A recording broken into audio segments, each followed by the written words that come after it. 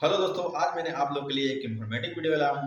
इस वीडियो में आपको बहुत सारी जानकारी होने वाली है, जिसमें आज टॉपिक का नाम है जनन कोशिका यानी रिप्रोडक्टिव सेल। इस टॉपिक के माध्यम से हम लोग ये जानेंगे कि किस तरह से पुरुष का शुक्राणु यानी स्पर्म और महिला का अंडाणु यानी ओवम मिलकर बच्चे का निर्माण होता है, और कौन सा शुक्राणु यानी कौन सा क्रोमोसोम मिलेगा तो बच्चा लड़की होगी, और किस तरह से क्रोमोसोम मिलने पर बच्चा लड़का होगा, और कौन कौन सा क्रोमोसोम मिलेंगे तो बच्चा ट्रांसजेंडर यानी यानी हिजड़ा होगा।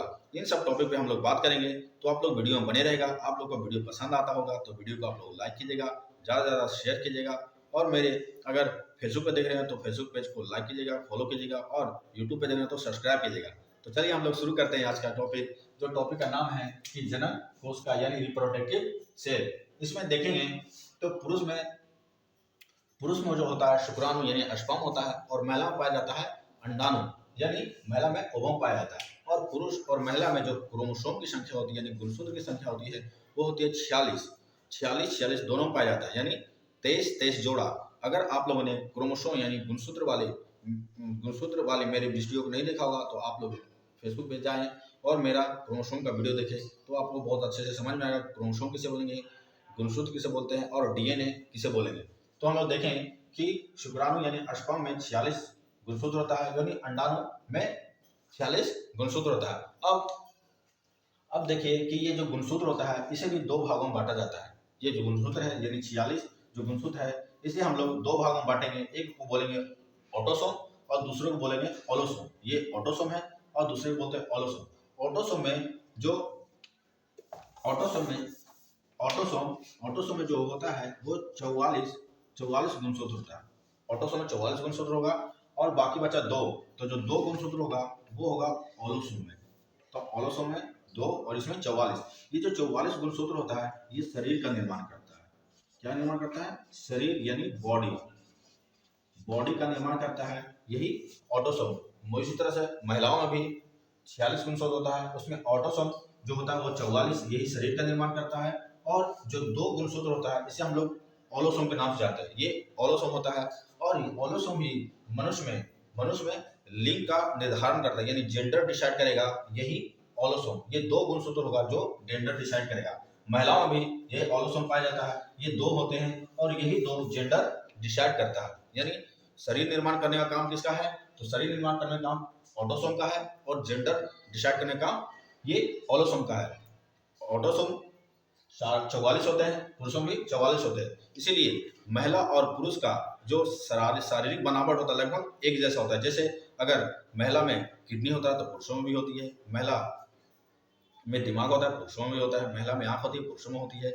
महिला का किडनी ट्रांसप्लांट पुरुष में किया जा सकता है, और पुरुष का महिला में किया जाता है। अगर ब्लड का ट्रांसप्लांट की बात करें तो ब्लड वो महिला का ब्लड पुरुष में, और पुरुष का ब्लड महिला में। अगर जितना टेम्परेचर पर महिला को बुखार लगता है उस तरह से पुरुष को भी उतना टेम्परेचर पर ही बुखार लगता है। दोनों का ब्लड प्रेशर मापे तो समान ब्लड प्रेशर 1/120/80 यूनिट दोनों का उतना ही होता है। तो शारीरिक बनावट लगभग दोनों की समान होती है।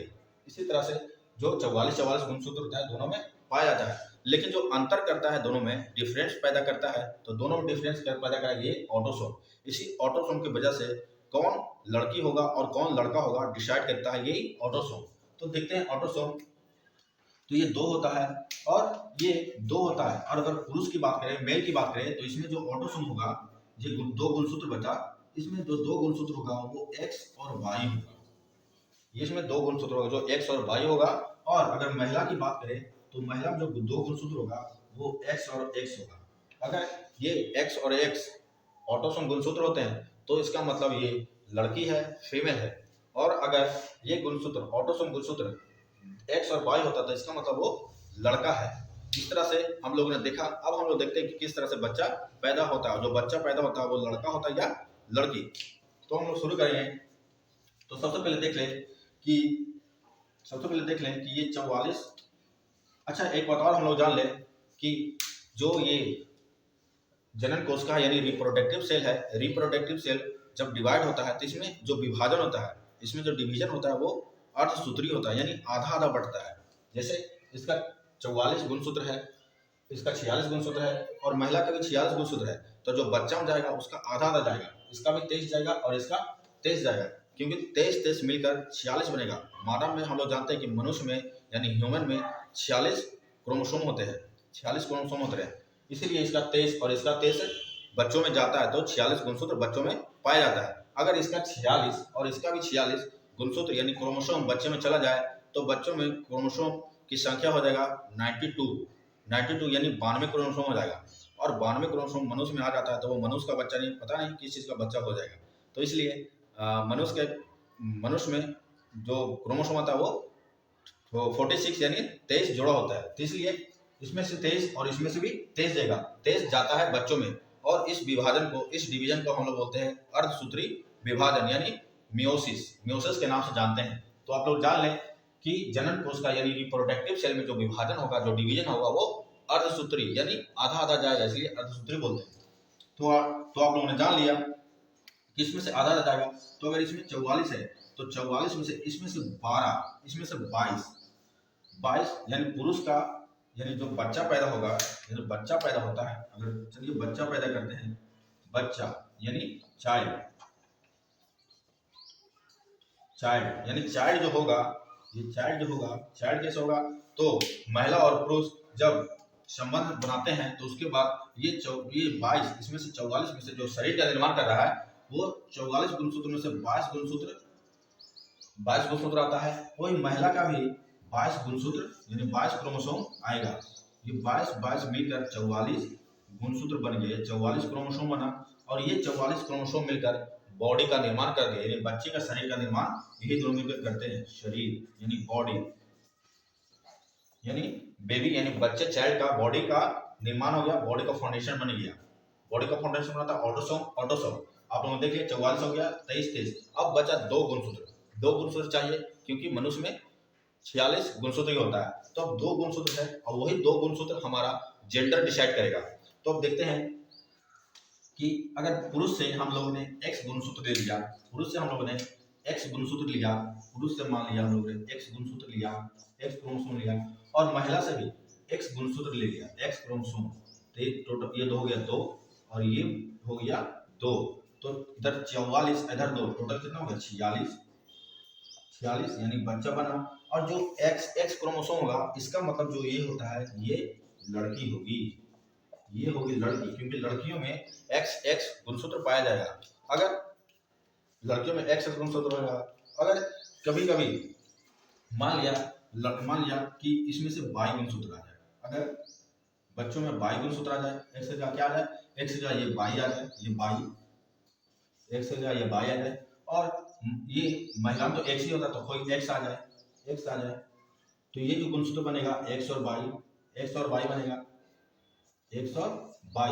और ये जो गुणसूत्र बनेगा X और Y, ये जो होगा बच्चा, ये होगा लड़का होगा, ये लड़का होगा यानी बॉय होगा। तो आप लोगों ने समझा कि जब लड़का पैदा होता है वो कैसे होता है? लड़का पैदा होता है 22 गुणसूत्र से। अगर 22 गुणसूत्र पुरुष का जाता है और उधर से X गुणसूत्र महिला का आएगा, तो 22 का X गुणसूत्र पुरुष का 22 गुणसूत्र और महिला का X गुणसूत्र क्रोमोसोम मिलेगा, तो वो बनेगा लड़का। यानी लड़का पैदा करना या लड़की पैदा करना ये डिसाइड होता है मेल के क्रोमोसोम पे, यानी पुरुष के गुणसूत्र पे। और हमारे भारतीय समाज में ये कुरीतियां हैं कि बहुत सारा कुरीतियां हैं कि अगर बच्चा पैदा हो रहा है और लड़की बच्चा पैदा होता है तो ये सब महिलाओं को बहुत ज़्यादा प्रताड़ित, सामाजिक बहिष्कार और बहुत सारा से उनके साथ यातनाएं किया जाता है। लेकिन ऐसा अगर कोई शिक्षित समाज हो, शिक्षित लोग हो, तो उनको समझ में आएगा कि जो लिंग डिसाइड करने का काम करता है वो पुरुष करता है, क्योंकि बच्चा लड़की हो कि लड़का ये 22 गुणसूत्र पर डिपेंड करता है। अगर 22 क्रोमोसोम आपके 22 गुणसूत्र जाता है यहाँ पर से क्रोमोसोम, तो वो होता है लड़का, और X जाता तो लड़की। और महिला में तो यानी फीमेल में तो XX क्रोमोसोम होता ही है और 22 क्रोमोसोम होता है पुरुष में। तो इसलिए लिंग डिसाइड करने का, निर्धारण करने का काम करता है पुरुष। तो अब हम लोग देखते हैं कि ट्रांसजेंडर यानी जिसे हम लोग बोलते हैं हिजड़ा, वो कैसे पैदा होता है। तो इधर तो 22 और ये 22 टोटल आएगा ही, ये बॉडी का निर्माण करेगा ही, और गुणसूत्र यानी लिंग का निर्धारण करेगा। तो लिंग का निर्धारण करता है ट्रांसजेंडर में लिंग का निर्धारण होगा।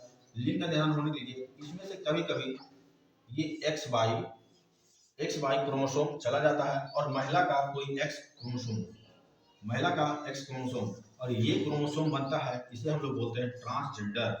इसे बोलते हैं ट्रांसजेंडर। ये ट्रांसजेंडर होता है और यही ट्रांसजेंडर को हिजड़ा बोला जाता है, हिजड़ा।